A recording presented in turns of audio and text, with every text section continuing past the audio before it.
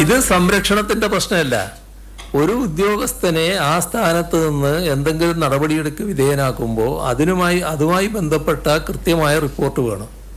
ആ റിപ്പോർട്ടിനാണ് കാത്തു നിൽക്കുന്നത്. മുഖ്യമന്ത്രിയുടെ വാർത്താ സമ്മേളനം കഴിഞ്ഞതോടെ ADGPക്ക് ശക്തി വീണ്ടും കൂടി. കുഴപ്പത്തിലായത് CPI. കാരണം CPI സംസ്ഥാന സെക്രട്ടറി ബിനോയ് വിശ്വത്തിന്റെ ഈ പ്രതികരണം. RSSനെ ഇടയ്ക്കിടയ്ക്ക് പോയി കാണുന്ന അവരുമായിട്ട് എന്ത് ചങ്ങാത്തം ആയിക്കോട്ടെ, ആ ചങ്ങാത്തം കൊള്ളാൻ പോകുന്ന ഒരാൾക്ക് കേരളത്തിലെ LDF ഭരിക്കുന്ന കേരളത്തിലെ പോലീസിലെ ക്രമസമാധാന ചുമതലയുള്ള ADGP ആയിട്ട് പോകാൻ അവകാശമില്ല, പോകാൻ പറ്റില്ല. അതുകൊണ്ട് ഏറെക്കാലം ആ സ്ഥാനത്ത് ADGP ഉണ്ടാകാൻ വഴിയില്ല. ഈ പ്രതികരണം കഴിഞ്ഞ് നാളുകൾ കുറേയായെങ്കിലും CPIയുടെ ആവശ്യം പരിഗണിക്കാൻ പോലും മുഖ്യമന്ത്രിയും CPM തയ്യാറല്ല. ആരോപണത്തിന്റെ പേരിൽ അജിത് കുമാറിനെ മാറ്റി നിർത്തില്ല. എന്നാൽ നിയമസഭാ സമ്മേളനം തുടങ്ങാനിരിക്കെ CPIയെ ചേർത്ത് നിർത്തുകയും വേണം. അതിനായി പൂരം കലക്കലിൽ തുടരന്വേഷണം പ്രഖ്യാപിച്ചു.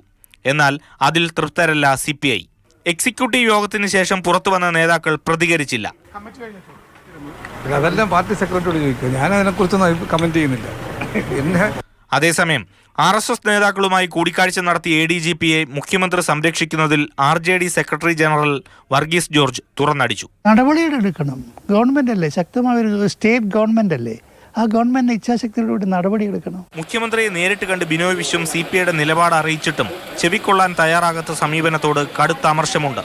നിയമസഭയിൽ പ്രതിപക്ഷത്തിന്റെ രൂക്ഷമായ കടന്നാക്രമണം ഉണ്ടാകുമെന്നും ഉറപ്പാണ്. ചെറുക്കാൻ CPI അംഗങ്ങൾ മുഖ്യമന്ത്രിക്കൊപ്പം നിൽക്കുമോ എന്നതാണ് കാണേണ്ടത്. മാതൃഭൂമി ന്യൂസ്, തിരുവനന്തപുരം.